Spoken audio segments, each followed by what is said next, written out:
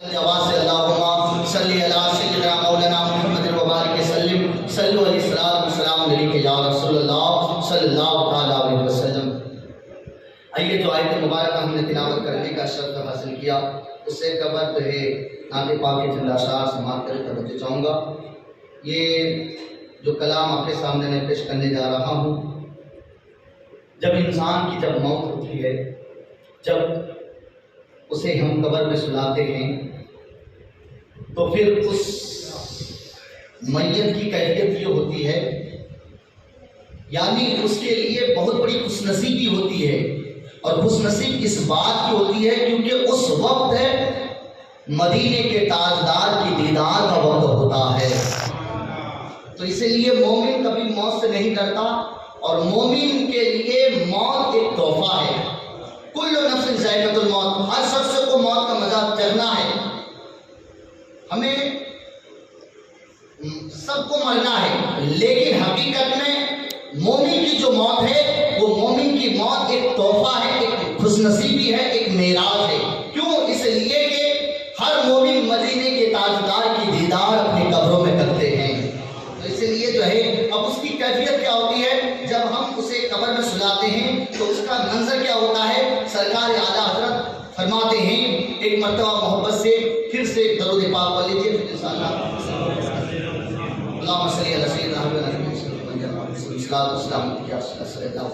کی کیفیت یہ ہوتی ہے، اعلیٰ حضرت فرماتے ہیں، اٹھا دو پردہ دکھا دو چہرہ کہ نور باری حجاب میں ہے، اٹھا دو پردہ دکھا دو چہرہ کہ نور باری حجاب میں ہے، اٹھا دو پردہ دکھا دو چہرہ کہ نور باری حجاب میں ہے، زمانہ تاریکی ہو رہا ہے، زمانہ تاریکی ہو رہا ہے، کہ مہر کب سے نقاب میں ہے، کہ مہر کب سے نقاب میں ہے، اٹھا دو پردہ دکھا دو چہرہ کہ نور باری حجاب میں ہے۔ اتنے میں فرشتے آتے ہیں سوال و جواب کے لیے۔ اب وہ مرحوم جو ہے اب اس منکر نکیر سے کیا کہتے ہیں کہ مجھ سے سوال مت کرو، اگر پوچھنا ہو تو میرے مدینے کے تاجدار سے پوچھو۔ اس لیے وہ شعر جو ہے، شاعر جو ہے، میرے آج سرکار اعلیٰ حضرت اچھے رضا پیارے رضا ہم سب کے رضا امام احمد رضا جو ہے اسی عنوان پہ آپ فرماتے ہیں، کھڑے ہیں منکر نکیر سر پر، نہ کوئی حامی نہ کوئی آور، کھڑے ہیں منکر نکیر سر پر، نہ کوئی حامی نہ کوئی آور، نہ کوئی حامی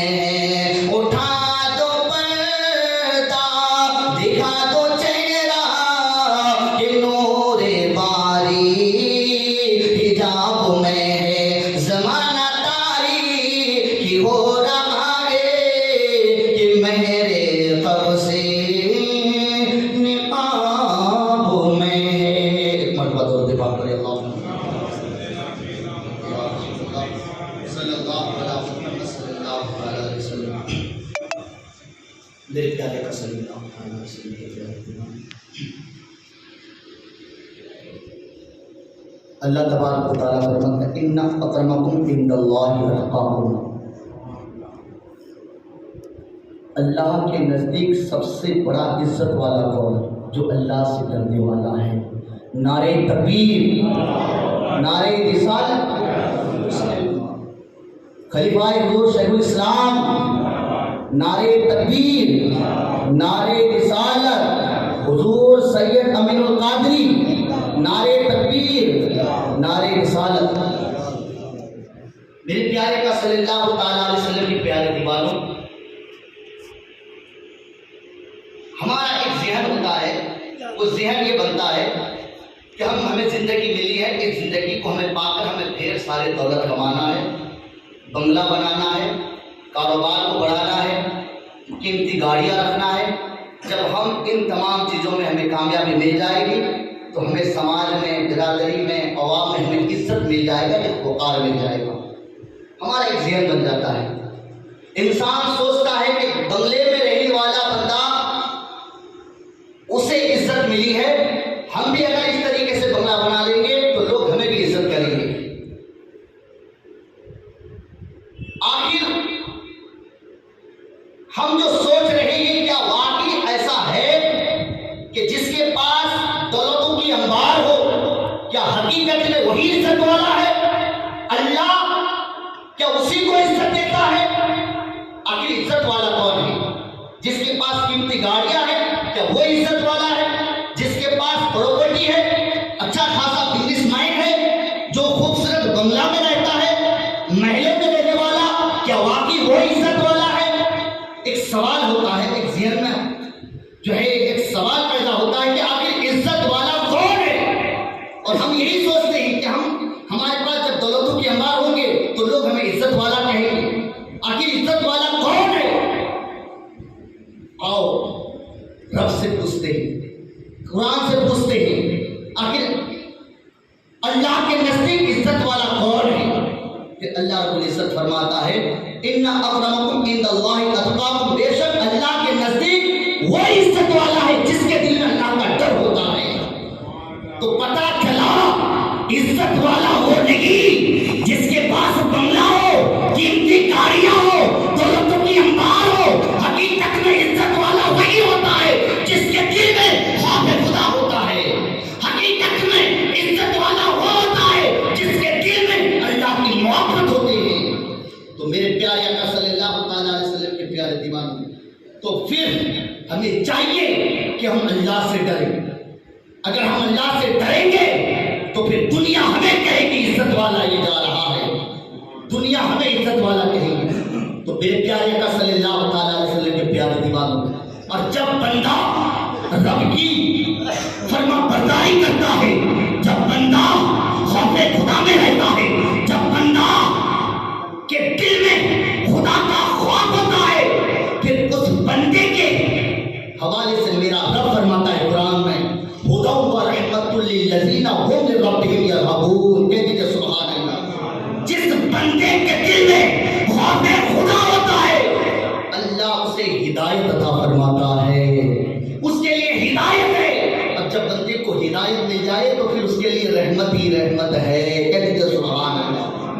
رحمت ہی رحمت ہے۔ میں زیادہ وقت نہ لوں گا کیونکہ ہمارے جو ہے خلیفہ شیخ الاسلام حضور سید امین القادری تشریف فرما ہے۔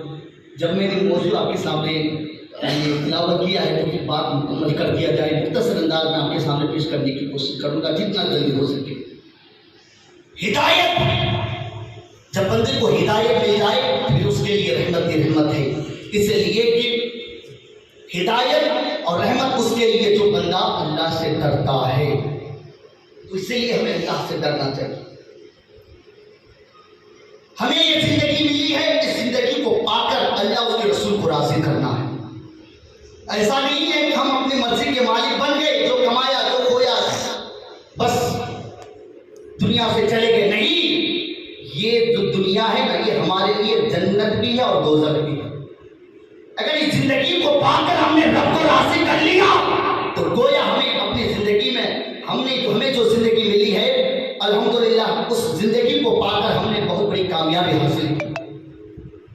تو اسی لیے میرے آقا فرماتے ہیں کہ اللہ کی فرما برداری کرنا چاہیے، بندے کو خوف خدا میں رہنا چاہیے، خوف خدا میں بندے کو گڑ گڑانا چاہیے، توبہ کرنا چاہیے، رونا چاہیے۔ ہمارا حال کیا ہے؟ ہمیں رونا نہیں آتا، ہمیں رونا نہیں آتا۔ میرے آقا فرماتے ہیں کہ جب تم دعائیں مانگو تو رو رو کر کے مانگو، اگر تمہیں رونا نہیں آتا تو اپنے چہرے کو رونے جیسے بنا لیا کرو، قرآن کو پڑھو تو رو رو کر کے پڑھو، اگر تمہیں رونا نہیں آتا رونے جیسے اپنے چہرے کو بنا لیا کرو، ہمیں وہ بھی نہیں آتا۔ میرے دوست بزرگوں، میرے آقا فرماتے ہیں اگر کوئی بندہ خوف خدا میں روتا ہے، اگر ان کی آنکھوں سے اگر مکھی کے پر کے برابر بھی آنسو نکل کر ان کے چہرے تک پہنچتا ہے، اللہ تعالیٰ اس خوف خدا کی آنسو کی برکت سے اس کے جسم پر جہنم کی آگ حرام فرما دیتا ہے۔ اس لیے اولیاء کرام جب خوف خدا میں روتے تھے، جب ان کی آنکھوں سے آنسو کے قطرے نکلتے تھے، اللہ اکبر، اولیاء کرام اپنے آنسو کو اپنے چہرے پر، اپنے جسم پر مس لیا کرتے تھے۔ میرے پیارے آقا صلی اللہ تعالیٰ علیہ وسلم کے پیارے دیوانوں، ہمیں رونا چاہیے۔ اگر ہم نے خوف خدا میں رو رہا، اگر بندہ خوف خدا میں لرزتا ہے، اللہ کے رسول فرماتے ہیں بندہ جب خوف خدا میں اس کے جسم کو لرزتا ہے، اس بندے کی کیفیت یہ ہوتی ہے، اس بندے کے جسم کے اندر جو بھی گناہ ہوتا ہے سارے گناہ جھڑ جاتے ہیں، اس کے گناہ ایسے جھڑتے ہیں۔ میرے آقا نے مثال دیا کہ جیسے درخت کے پتے گرتے ہیں۔ تو انسان کو چاہیے کہ خوف خدا میں رہے۔ میرے پیارے آقا صلی اللہ تعالیٰ علیہ وسلم کے پیارے دیوانوں، ایک مرتبہ حضرت عائشہ صدیقہ رضی اللہ تعالیٰ عنہ میرے آقا کی بارگاہ میں عرض کی یا رسول اللہ صلی اللہ تعالیٰ علیہ وسلم، آپ کی امت میں کوئی ایسا بھی ہے جو بغیر حساب و کتاب جنت میں داخل ہو جائے؟ تو میرے آقا نے فرمایا ہاں، میری امت میں وہ لوگ ہیں جو اپنی گناہوں کو یاد کر کے رب کی بارگاہ میں رویا کرتے ہیں۔ تو پتہ چلا کہ بندہ اگر گناہ کیا ہے، گنہگار ہے، سیاکار ہے، بدکار ہے، اگر وہ بندہ جو گناہ کیا ہے، اگر وہ بندہ اس گناہ کو یاد کر کے رب کی بارگاہ میں توبہ کرتا ہے، معافی مانگتا ہے، رب کی بارگاہ میں استغفار کرتا ہے، رب کی بارگاہ میں گر گراتا ہے اور اس گناہوں سے زندگی کے لیے توبہ کرتا ہے، تو پھر اس بندے کی کیفیت یہ ہوتی ہے کہ اللہ تبارک و تعالیٰ اس بندے کی گناہوں کو اسے معاف کر دیتا ہے۔ نعرہ تکبیر، نعرہ رسالت، سادات کرام، علماء کرام، محفل ایصال ثواب، نعرہ تکبیر، نعرہ رسالت، ایک مرتبہ درود پاک سیدنا مولانا محمد بارک صلی اللہ علیہ وسلم یا رسول اللہ صلی اللہ علیہ وسلم۔ تو اسے لیے ہمیں چاہیے کہ خوف خدا میں رہے۔ آج ہمیں موت سے ڈر لگتا ہے، حقیقت تو یہ ہے کہ مومن کی موت ہے یہ مومنوں کے لیے تحفہ ہے، لیکن ہمیں موت سے ڈر لگتا ہے۔ کیوں؟ اس لیے کہ ہمیں موت سے اس لیے ڈر لگتا ہے، اور صرف موت سے نہیں بلکہ دنیا کی ہر چیز سے ہمیں ڈر لگتی ہے۔ آخر کیوں ڈر لگتی ہے؟ اس لیے کہ ہمارے دل میں خوف خدا نہیں ہے۔ میرے آقا فرماتے ہیں کہ جس کے دل میں خدا کا خوف ہوتا ہے، جو بندہ اللہ سے ڈرتا ہے، پھر اس بندے سے ساری چیز ڈرتی ہے، ساری چیز اس سے ڈرتی ہے۔ میرے پیارے آقا صلی اللہ تعالیٰ علیہ وسلم کی پیاری دیوان، آج ہمیں ہر چیز سے کیوں ڈر لگتا ہے؟ کیونکہ ہمیں اللہ سے ڈر نہیں ہے۔ کاش اگر ہم اللہ سے ڈرتے تو ساری چیز ہم سے ڈرتی ہوئی نظر آتی۔ تو میرے پیارے آقا صلی اللہ تعالیٰ علیہ وسلم کے پیارے دیوانوں، میرے آقا فرماتے ہیں ایک دل میں دو چیز نہیں ہو سکتا، دو محبت پیدا نہیں ہو سکتی۔ جس کے دل میں دنیا کی محبت ہوگا وہ آخرت اس کے دل میں محبت نہیں ہو سکتی۔ اب ہم اندازہ لگا سکتے ہیں کہ ہمارے دل میں زیادہ اس دنیا سے محبت ہے یا آخرت سے محبت ہے۔ کاش اگر اس دنیا سے محبت کرنے کے بجائے اگر ہم آخرت سے محبت کرتے تو پھر یقیناً کہ رب کی فرمان یہ بھی ہے، اللہ فرماتا ہے جو بندہ اس دنیا میں بے خوف رہے گا میں قیامت کے دن اسے خوف زدہ کر دوں گا۔ تو میرے دوست بزرگوں، اس لیے اس دنیا میں جو ہم آئے ہیں تو ہمیں اس دنیا سے محبت نہیں کرنا ہے، ہمیں اپنی قبروں سے محبت کرنا ہے، ہمیں قبروں سے محبت کرنا ہے، آخرت سے محبت کرنا ہے، اللہ اس کے رسول صلی اللہ تعالیٰ علیہ وسلم سے محبت کرنا ہے۔ ہمیں اپنی موت کو یاد کرنا ہے، موت سے ڈرنا نہیں ہے، موت کو یاد کرنا ہے، اپنی موت کو یاد کریں گے دوستوں بزرگوں۔ اس لیے میرے آقا فرماتے ہیں کہ اپنی موت کو یاد کریں، اور ہو سکے تو تم قبرستان میں بھی جایا کرو۔ قبرستان میں جانے سے کیا ہوتا ہے، انسان جب قبرستان جاتا ہے تو اسے اپنی موت یاد آتی ہے، اور جب انسان کے دل میں جو ہے موت کی یاد آتی ہے تو پھر اس کا دل نرم ہو جاتا ہے۔ ہمارا حال تو یہ ہے کہ قبرستان میں اگر ہمارے پریوار ہمارے خاندان کا انتقال ہوتا ہے تو ہم جانتے بھی نہیں ہیں، ہمیں چاہیے کہ ہم قبرستان جائیں اور قبرستان میں جا کر اپنے مرحوم مرحومین کی قبروں میں تھوڑی دیر بیٹھے، دعائیں مانگے، قرآن کی تلاوتیں کرے، اہل قبر والوں کو جا کر سلام کرے، سلامتی کی دعا کرے۔ میرے دوستوں بزرگوں، یہ ہونا چاہیے ہمارے دلوں میں۔ اگر ہم قبرستان میں جائیں گے اور جا کر ہم فاتحہ خوانی کریں گے تو یہ فاتحہ خوانی کا ثواب ہمارے مرحوم مرحومین کی قبروں میں پہنچتا ہے، اور اس کی برکت سے اللہ اس کے درجات کو بلندی و بالا عطا فرماتا ہے۔ میں اکثر یہ حدیث مبارکہ بتاتا ہوں کہ ہم جب قبرستان میں جاتے ہیں تو اہل قبر والے ہم پہچانتے ہیں کہ آنے والا رشتہ دار میں کون آیا، بیٹا آیا، بھتیجا آیا، باپ آیا، کون آیا، ہم پہچانتے ہیں، کیونکہ مومن مرتا نہیں ہے۔ میرے پیارے کا صلی اللہ تعالیٰ علیہ وسلم کے پیارے دیوانوں، تو ہم قبرستان میں جائیں تو اہل قبر والوں کو سلام کریں، اور قبر والوں کو سلام کریں، السلام علیکم یا اہل القبور۔ جب ہم سلام کریں گے آپ پر سلامتی ہو، تو اہل قبر والے بھی ہمیں سلام کا جواب دیتے ہیں، وعلیکم السلام، یعنی آپ پر بھی سلامتی ہو۔ اور میرے آقا فرماتے ہیں کہ جب ہم کسی قبرستان میں جا کر کسی قبر میں بیٹھ کر فاتحہ خوانی کرتے ہیں، ہم تلاوت کرتے ہیں، تو اس تلاوت کو اہل قبر والے سنتے ہیں، اس سے بڑی خوشی ہوتی ہے۔ تو اگر ہمیں جانے سے اگر ہمارے مرحوم مرحومین کو خوشی ملے تو پھر ہم قبرستان کیوں نہ جائیں، ہمیں جانا چاہیے۔ تو میں دعا کرتا ہوں کہ اللہ تبارک و تعالیٰ ہم سب کو اہل قبر والوں کے لیے دعا کرنے کی توفیق عطا فرمائے۔ آئیے ہم